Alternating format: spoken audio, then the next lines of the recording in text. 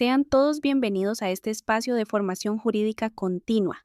Hoy tenemos el honor de contar con una figura preeminente en el derecho procesal contemporáneo, el doctor Sergio Artavia Barrantes. Para quienes nos escuchan, don Sergio no solo ha dirigido más de 600 juicios orales, sino que es autor de obras fundamentales en nuestra disciplina y, de vital importancia para este diálogo, fue corredactor del Código Procesal Civil.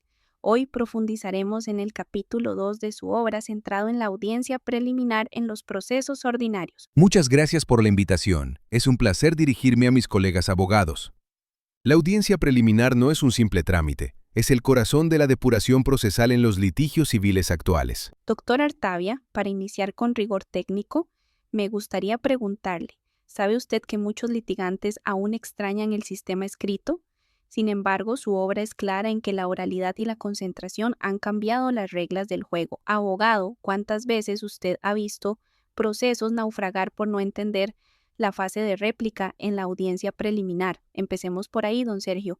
Hablemos de la contestación de las excepciones materiales y la demanda. Es un punto neurálgico.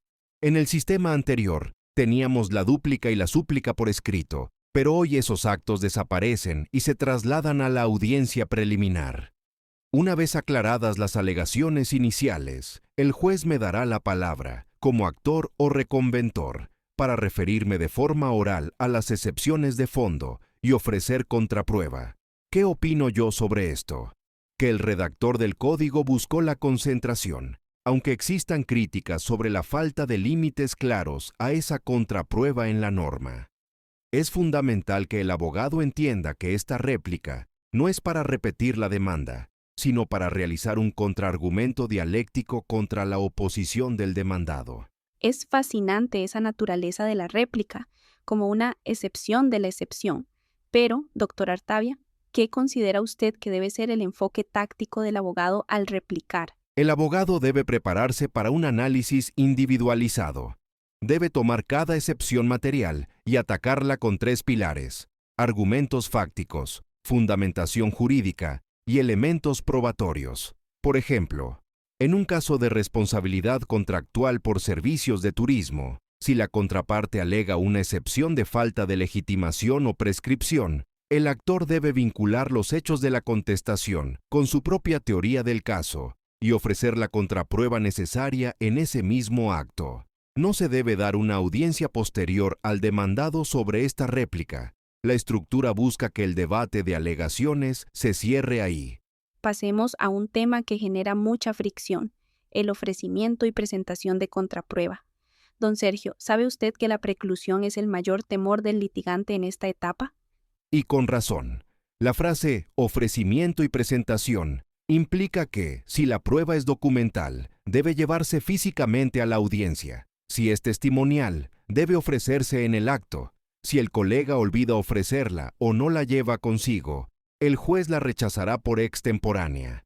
Solo se admite prueba novedosa bajo supuestos muy estrictos de imposibilidad sobrevenida. Litigante, ¿cuántas veces ha visto perder la oportunidad de impugnar un documento? Según el artículo 45.5 del Código, los documentos que se aporten después de la demanda deben impugnarse en la audiencia preliminar. La falta de impugnación oportuna genera un reconocimiento tácito de su validez. Entiendo que aquí operan principios fundamentales. Doctor Artavia, para beneficio de los abogados, ¿podría enunciarnos algunos principios que rigen estas audiencias según su análisis? Con gusto. Podemos identificar al menos 6 principios esenciales. Principio de oralidad. Los actos, como la réplica y la resolución de incidentes, deben realizarse de viva voz ante el juez. Principio de concentración. Se busca reunir la mayor cantidad de actividades procesales en el menor número de sesiones posible. Principio de contradicción. Toda prueba o alegato, especialmente la prueba de oficio, debe respetar el derecho de la contraparte a referirse a ello. Principio de preclusión. Los derechos procesales deben ejercerse en la etapa correspondiente o se pierden definitivamente. Principio de economía procesal. El saneamiento en la audiencia evita nulidades futuras que harían retroceder el proceso de forma innecesaria. Principio de lealtad y buena fe. Las partes deben actuar con rectitud, evitando el uso de pruebas ilícitas o maniobras dilatorias. Moderador, excelente precisión. Ahora bien, entremos en la función saneadora de la audiencia. Hablemos de la actividad procesal defectuosa. Esta es la etapa de limpieza del proceso. El artículo 102.3.5 se refiere a la recepción de pruebas sobre vicios de procedimiento. Si existe una nulidad, por ejemplo, en la notificación inicial de una demanda por negligencia profesional, este es el momento para invocarla oralmente. El juez admitirá la prueba que sea pertinente y útil para resolver el vicio y dictará resolución de inmediato. Es vital entender que lo que se resuelva aquí sobre incidentes no puede replantearse después. El objetivo es que, al salir de la preliminar, el proceso esté completamente purgado de vicios formales. Don Sergio, hay una cláusula que usted menciona como abierta para el saneamiento. ¿Qué opina sobre el papel del juez en este punto? El juez debe estar a pie de obra. Debe haber estudiado el expediente antes de la audiencia para detectar, incluso de oficio, defectos de capacidad o representación que las partes hayan pasado por alto. Si el vicio es subsanable, se da un plazo. Si no, se ordena el archivo. El abogado debe estar atento a recurrir estas decisiones de forma oral e inmediata, mediante revocatoria o apelación cuando proceda, porque si no lo hace, la resolución se tiene por consentida. Un tema que parece sencillo pero es clave para las costas es la definición de la cuantía. ¿Sabe usted que ya no existe el incidente de objeción por separado? Así es. Ahora la cuantía se objeta en la contestación y se resuelve en la audiencia preliminar. El juez da audiencia al actor para que replique los argumentos del demandado. Se recibe la prueba si es necesario y se fija el monto. Aunque en casos de daños y perjuicios personales, la fijación es provisional hasta que la sentencia determine la real trascendencia económica. Es un paso que el tribunal no puede omitir. Doctor Artavia, entramos ahora a lo que usted llama la piedra angular de la audiencia, la fijación del objeto del debate y los hechos controvertidos. ¿Qué considera usted fundamental aquí? Antes de admitir prueba, el juez debe marcar la cancha del litigio. No se trata de leer mecánicamente la demanda y la contestación. Eso no aporta nada. Lo que el código impone es un sistema donde el juez, tras estudiar los escritos, expone cuáles hechos considera admitidos y cuáles controvertidos, permitiendo que las partes aclaren o suplan omisiones. Por ejemplo, en un litigio por incumplimiento de contrato, si las partes están de acuerdo en que el contrato existió pero discrepan en si hubo fuerza mayor, el hecho de la existencia del contrato es pacífico y no requiere prueba. Es decir, que la fijación del objeto guía la admisión de la prueba. Abogado, ¿cuántas veces ha intentado llevar testigos para hechos que la contraparte ya admitió? Exacto. El artículo 41.3 es tajante. Se rechazará la prueba sobre hechos admitidos, evidentes o notorios. La fijación del objeto de debate es vital, porque delimita qué prueba es útil y pertinente. Si un hecho no fue controvertido, no se admite prueba sobre él, lo que ahorra tiempo y recursos al tribunal. Hablemos ahora de la admisibilidad y rechazo de la prueba. Don Sergio, ¿qué opina sobre la práctica de algunos jueces de pedir a los abogados que reiteren u ofrezcan de nuevo la prueba en la audiencia? Esa es una práctica improcedente e ilegal. La prueba ya fue ofrecida detalladamente en los escritos de demanda o contestación. Lo que el juez debe hacer en la audiencia es emitir un juicio de admisión o inadmisión, analizando la conducencia, idoneidad y licitud de cada medio ofrecido. Esta resolución debe ser oral, motivada e individualizada. El juez no puede limitarse a decir que una prueba es impertinente, usando fórmulas estereotipadas. Debe razonar por qué ese medio no contribuye a fijar el cuadro fáctico medular para la solución del conflicto.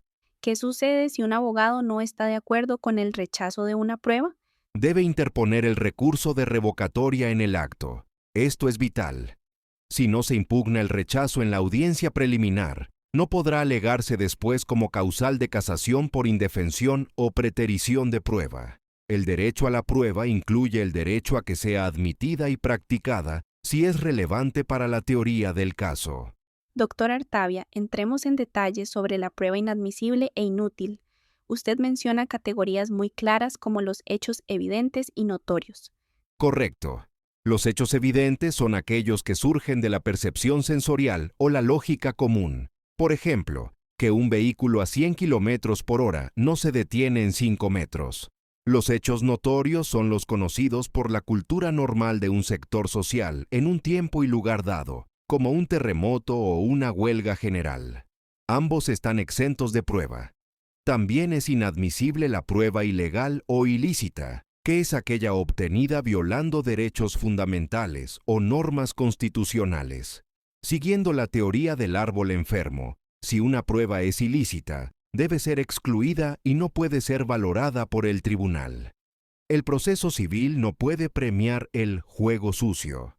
En su obra, usted también aborda la facultad oficiosa del juez para proponer u ordenar prueba. ¿Sabe usted que esto genera recelo por la posible pérdida de imparcialidad del juez? Es un tema delicado.